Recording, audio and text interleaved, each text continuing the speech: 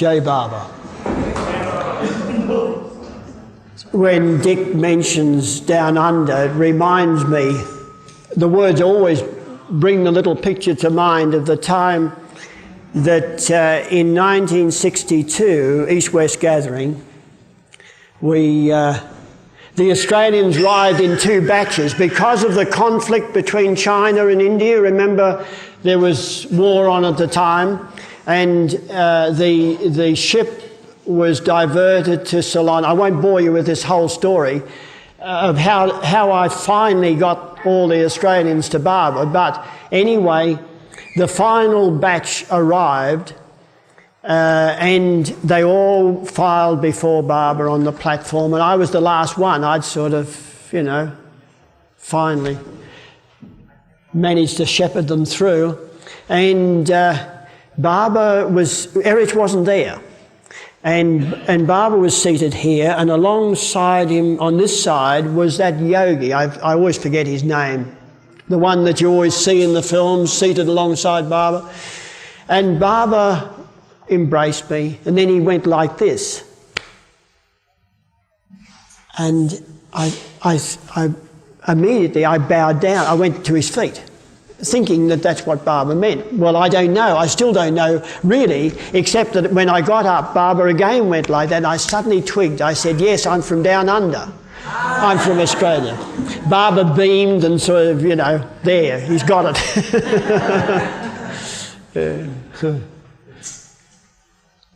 I thought that for a beginning, you might like to hear, I hope you'll like to hear, a talk which I've given, an introductory talk that I've given on Barber, which also sort of is an introduction to me. Okay? Anyway, you're going to get it.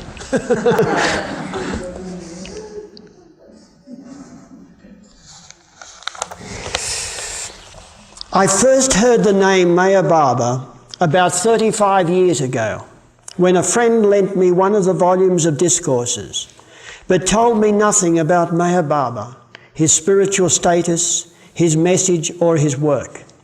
He simply suggested that I might like to read the book. A short time before this, I had read the life of Sri Ramakrishna and of Vivekananda, and for the first time it became a reality for me that there were true men of God who had even lived a short time before my own life. Up to that time, I had heard only of Jesus the Christ, a vague figure in remote history, and the priests and teachers whom I questioned were not able to give me a satisfying picture of Jesus, nor convey to me that he was more than a good man. On reading the life of Ramakrishna and Vivekananda, the stage, as it were, of my life was set for the appearance of Avatar MeherBabaLibrary.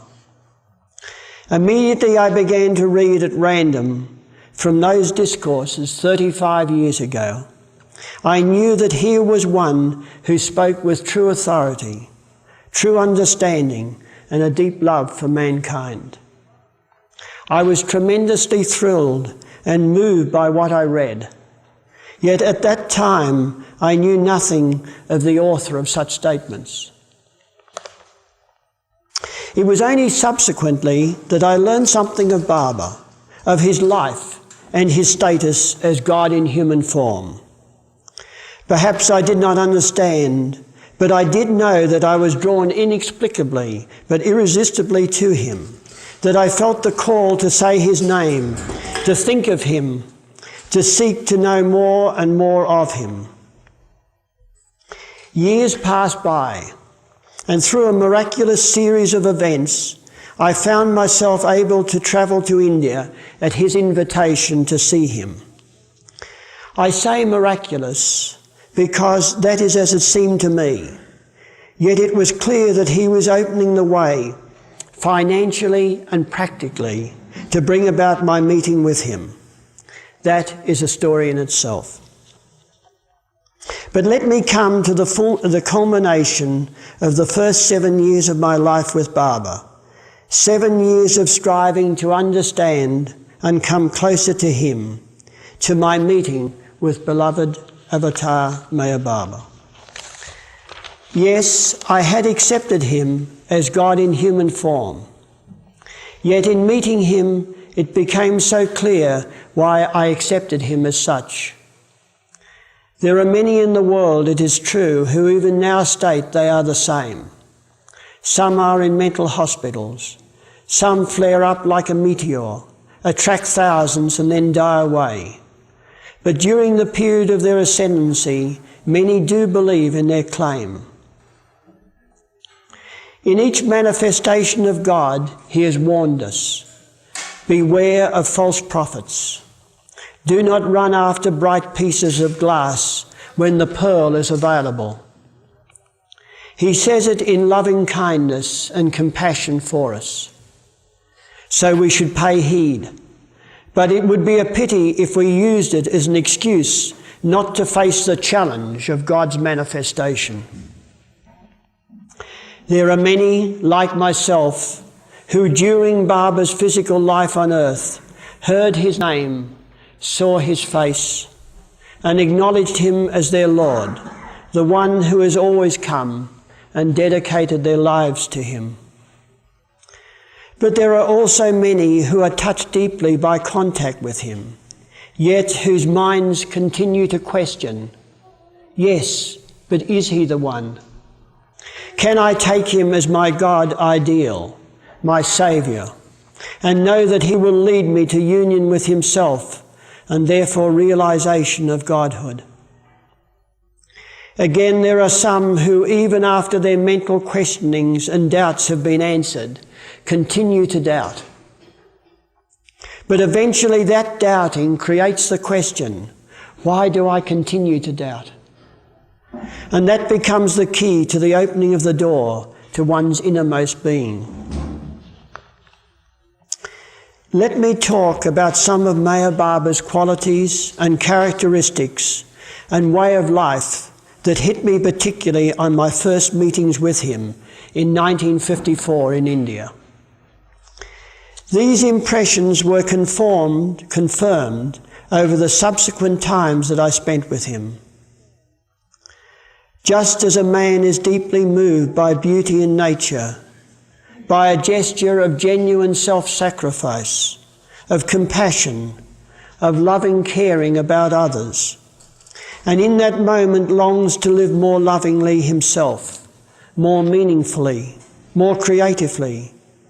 So in meeting Baba, I understood why he is called the Awakener.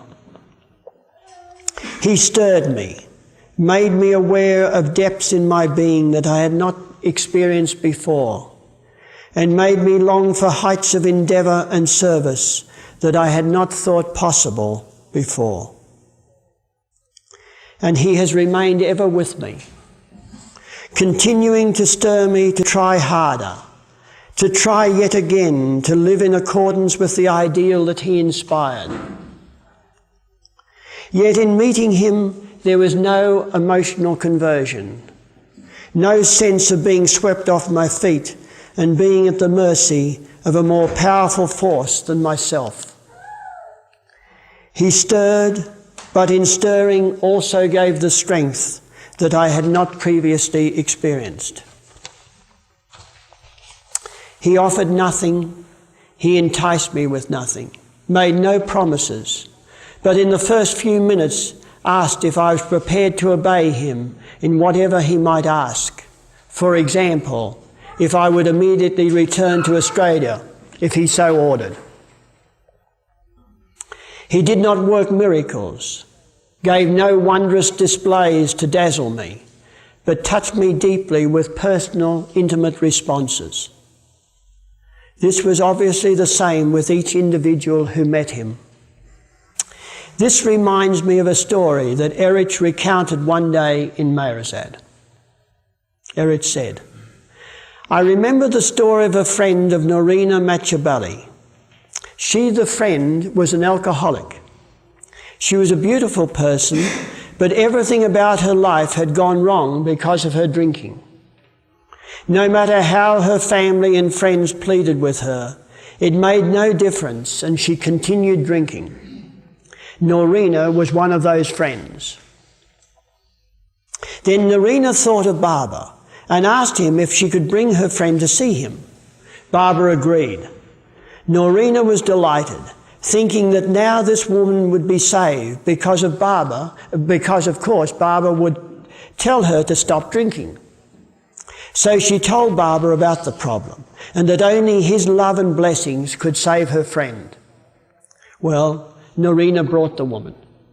Barbara very lovingly welcomed her and made her sit down and be at home with him. Barbara asked if she drank. She looked very anxious and said, "Yes, Barbara." Barbara replied, "You know, I drink too." While this shocked Norina, it relaxed her friend and made her come more out of herself. Barbara continued, "How do you feel the next morning?" Woman replied, "Oh, Barbara, I feel terrible, and all I want is another drink immediately." "I know," said Barbara, "but there is a difference in my drink. There is no let down with my wine." She really sat up now and took notice.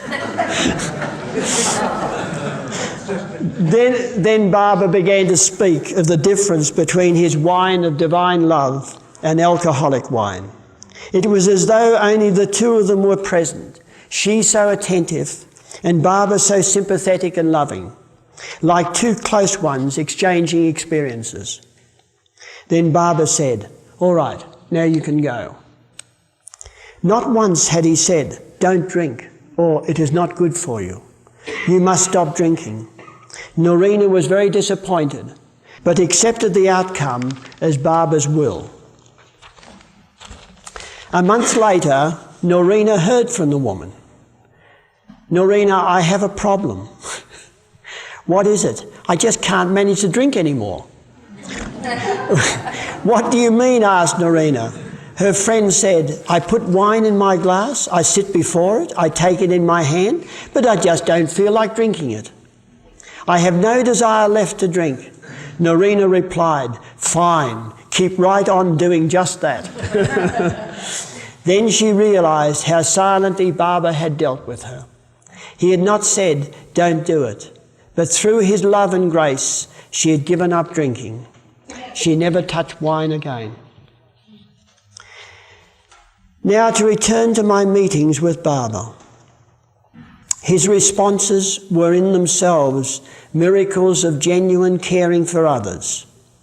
For example, I was sitting before him with a group of other Westerners, and in the midst of a discourse, his face took on a certain expression. I was so moved that silently, spontaneously, I inwardly said, "Please, Barbara, stay like that." The next moment, Barbara stopped giving the discourse and said we should sit and look at him for 5 minutes, and he assumed that exact expression that I had liked so much.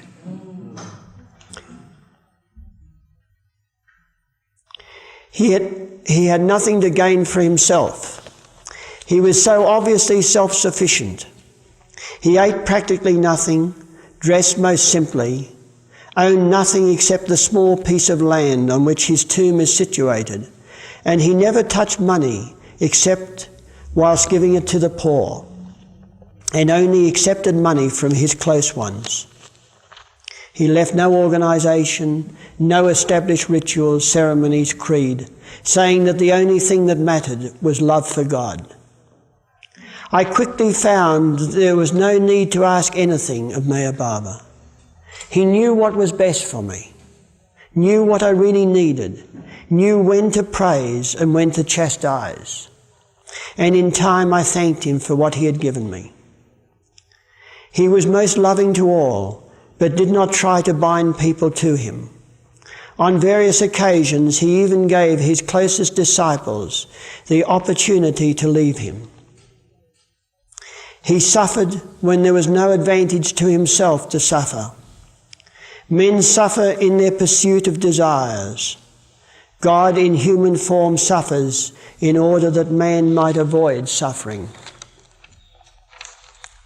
He exhibited under all circumstances, in innumerable ways, attributes of loving kindness, tolerance, patience, forbearance, the ability to be with everyone at all levels, a presence that caught people up into a desire to live purely, love purely, respond to their fellow men with honesty, forgiveness and charity.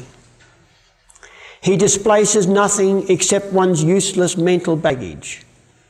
He does not say not to follow Krishna, Rama, Jesus, Muhammad. Yet he lovingly points out that the message is the same, but the freshest utterance of that message is his. There is unmistakable bliss in his presence, and there is unquestionable knowledge in his awareness. How do I know that these are not just my impressions, my personal observations, which would not be supported by others? Apart from seeking out those who live with him, and observing them and talking with them and questioning them, one may also read extensively into detailed accounts of his life, given by those who are close to him. In the end, conviction arises from the heart. He reaches out in his own way, through his own means, inexplicably but unmistakably, and touches the heart. And one knows, whatever the mind continues to say, that he is the one that one's innermost being, consciously or unconsciously, has always sought. That, as you can see, is one of the introductory talks that I've given at public meetings from time to time. Later, when it gets a little bit darker, I thought that you might like to see some slides of Avatar's Abode. And in case you're... Well, let me tell you a bit about Avatar's Abode from the beginning.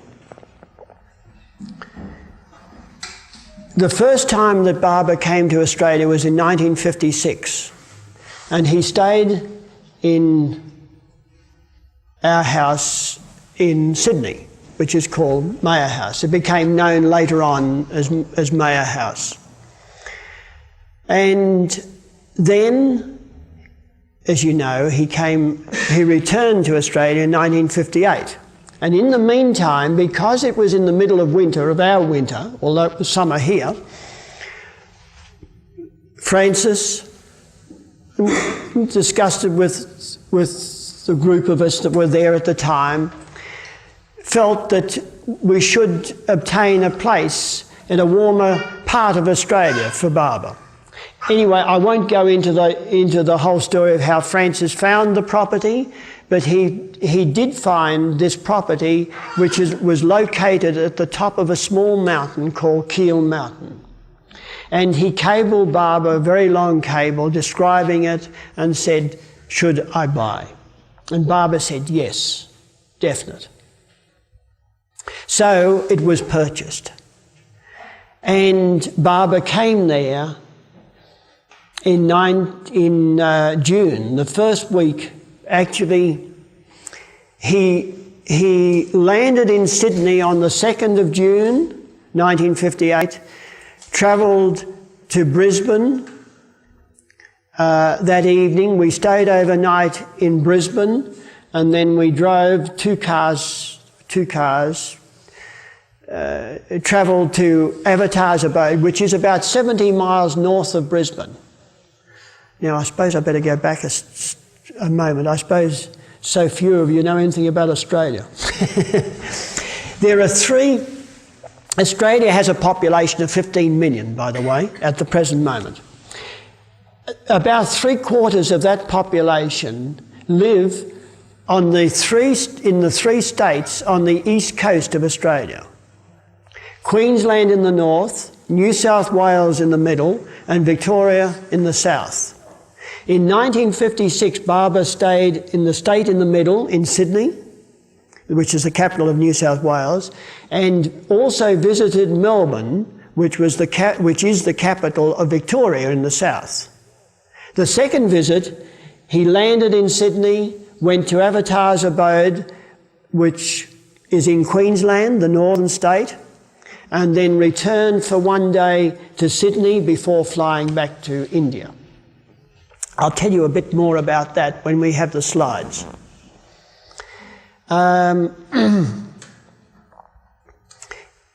So he arrived on the 2nd of June, travelled to Avatar's abode on the 3rd of June, stayed until the 6th, travelled back to Sydney on the 7th, and then flew back to India. All right? Now, that was in 1958. During that visit, Barbara called Francis and myself in to his room at Avatar's abode. And you'll see a slide of that room later on. And he said it was the first time that he spoke of the importance of Avatar's abode. But it wasn't detailed as he did later on. But there was the beginning of that emphasis by Barbara on the importance of Avatar's abode and the fact that he wanted a trust formed. But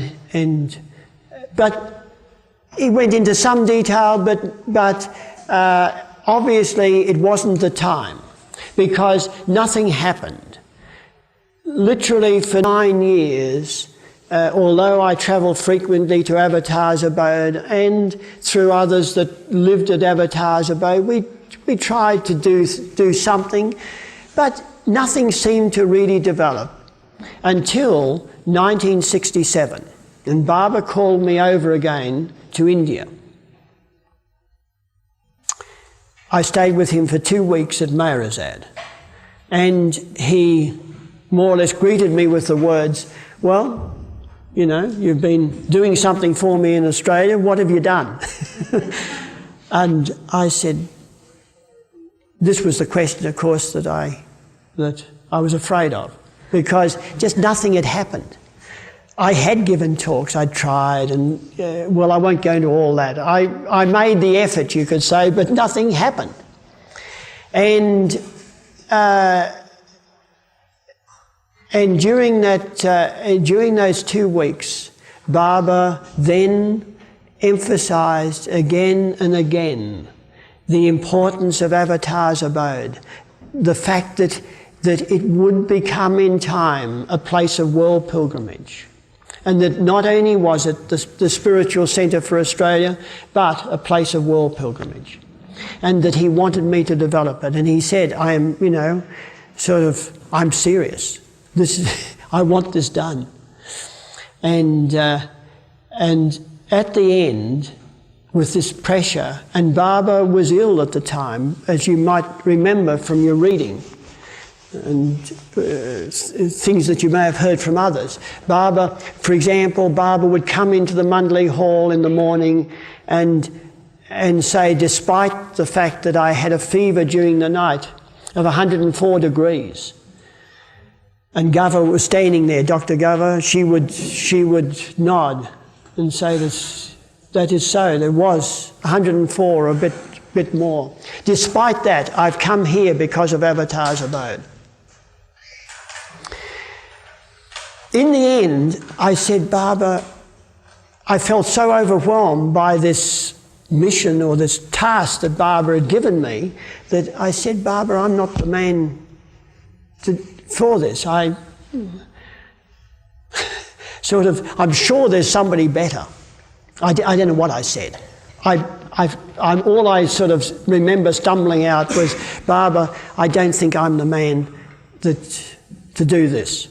And Barbara looked at me and went like this, I will turn the key. And so, of course, with that gesture, the real history of Australia and Avatar's abode began. And from the moment I arrived back, for example, I I had doors open in terms of TV interviews, radio interviews, newspaper articles, things that I'd never been able to get before. Despite all the efforts I'd made, nothing had happened. But literally from the moment I set foot in Australia, it began. And people started to knock on my door instead of me knocking on theirs and saying, "Can I tell you about Meher Baba?" They came and they asked, and so the work then began very much from that moment. Baba asked that a trust be formed of Avatar's Abode. Again, I didn't know how to do it. Legal men said that it couldn't be done. In time, it turned out that it could be done, but it took some years. During that time, I also was aware that, there would be the need of money. Not that I was concerned, because the last thing that Baba said to me, almost as I left him, and greeted him. How will I put it? It was one of the things that always pleased me, because it was the same departure that I had experienced with Baba at each time I'd been with him, as though it was no farewell, as though, off, go and do my work and then you'll be back to see me again. And I had that feeling, as though, yes, I'm just going out of Mandalay Hall and out the door and going about his work for a bit, and then I'll be back again. And almost casually as I was going, Baba said, "And if you ever need money, come to me and I'll see to it." And I just thought, well, that was handy. I mean, it was a comfort, but it wasn't of concern to me at the time, because I really had no idea what I was going to do and what I was getting into. But then Baba dropped the body, and at the same time, as you know, so many of you here, you prepared and longed for the opportunity of meeting Baba before he dropped the body. That's the great darshan in '69. And there were also young people in Australia who were seeking to earn the money necessary to get to India to see Baba. And one of them mentioned to me, I knew of this, of course, they told me, and one was talking to me one day about the fact that he was making these moccasins in his spare time to sell for extra money. And I said, well, that's good, and I knew there were others. Why don't we do it on a bit more of an organised basis? Why don't we sort of come together in some more definite way? I said, let's call it Meher Handcrafts. And that was how the business was born. It was nothing more in my mind than the fact that I was thinking that it might be a help to these young people, and at the same time, in the back of my mind, I thought, well, if it earns a few extra dollars, it can go into the Baba work. That's all. It can go towards the work that Baba had given me at Avatar's Abode. I didn't think anything more than that. And everyone sort of thought that it was just one of those little things that, that I was in the habit of starting. But Baba obviously had something else in mind, because the thing grew and grew. And every time anyone sort of said to me, well, don't take it too seriously. I said, what can I do? It sort of grows of its own accord. It seems to have nothing to do with me. Because I wasn't a businessman. I wasn't in business. I'm a psychologist by background, and I was a consultant. I was doing work for industry, for commercial firms and industrial firms, and things such as companies that would be getting into difficulties, and they'd ask me to come and investigate and see if I could determine why they weren't doing so well. And of course I only looked at it from the point of view of people. I knew nothing about financing. such things. But somehow, by Baba's grace, that was also, he knew of my work and told me to do it. So somehow, by his grace also, I succeeded. And I knew nothing about business, but that business, Meher Handcrafts, grew. And then I formed a trust, and that business is the basis of the trust and the work we do. For example, I think you may have seen a film, Avatar, and the God-Man, the documentary that we made of Amatithi in India. That was all financed by that business. I think somebody mentioned about the new bus that is in India. Well, that was financed by the business and so forth. It's all Baba's. It's all the turning of that key. and Baba saying, if you ever need money, just come to me. I'll see to it. And the Mundley, I remember the Mundley raised their eyes, sort of, where is Baba going to get the money to give to Bill,